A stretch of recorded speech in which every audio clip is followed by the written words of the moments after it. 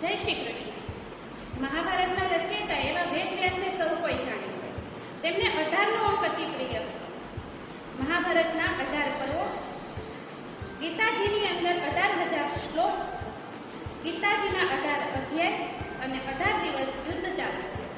અને એની સાથે સાથે યુદ્ધની અંદર જે સૈનિકો હતા, રથ હતા, અશ્વો હતા અને હાથીઓ હતા, એની સંખ્યા પણ આમ કરી છે. રથોની સંખ્યા